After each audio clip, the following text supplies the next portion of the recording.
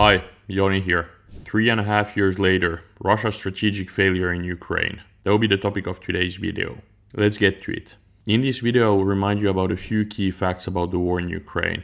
When wondering how the war is going, these are worth remembering. Russia is failing strategically, and it is thus losing the war, despite the immense suffering it continues to cause every day. And the war is not over. But let's break down why, after 3.5 years of full-scale war, Russia is still losing. In 2022, Russia launched a full-scale invasion, convinced that Ukraine would collapse fast. Its strategic goal, denazification and demilitarization of Ukraine, which in normal people's language means turning Ukraine into a satellite state of Russia. That was the strategic objective in February 2022, and it still is today. Putin has said several times that the objectives haven't changed. But Russia failed the moment Zelensky stayed and Kyiv held. The war has been long and horrific.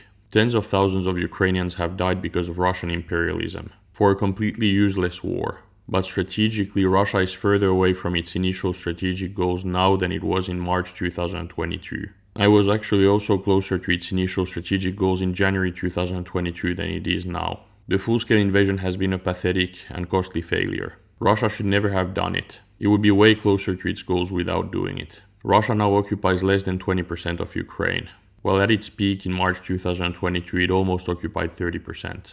It has actually lost territory, and very few realize this because Russia is advancing on the front. Russia also still doesn't control any of the 23 regional capital or special status cities that Ukraine controlled at the beginning of the full-scale war.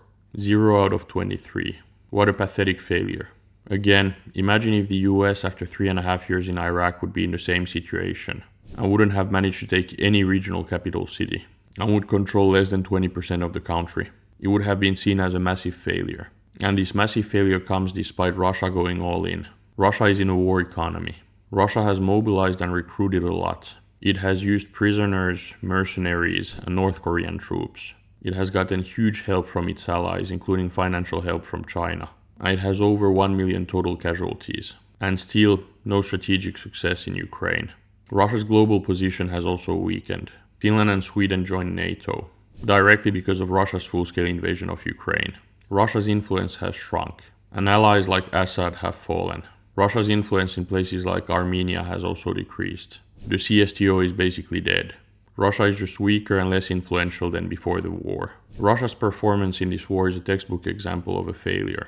It has caused enormous suffering in Ukraine, but it hasn't moved Russia closer to its strategic goals. And there's no sign that it will change. While the West and Russia negotiate, there are a few things you shouldn't forget. If someone had showed us a map of Ukraine today, back in 2022, we would all have seen it as a massive Ukrainian victory and massive Russian defeat. No one expected Ukraine to do this well in March 2022.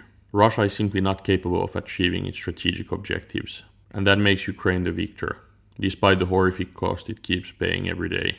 And that's a fact we need to hold on to. While talks between Russia and the West happen, remember that Russia is failing. Ukraine is resisting despite the huge suffering. And any deal that ignores these facts is built on fiction. Don't fall for the gaslighting. Remember the map. Remember the strategic goals. Remember the cost. Remember who's still standing. What do you think about this? Are there any points that I forgot to talk about? Will Russia end up getting a deal better than what they deserve? Write your thoughts in the comments. Well, that was it for today's video. I hope that you liked it. If you did, please like and subscribe, and see you in the next video. Thank you.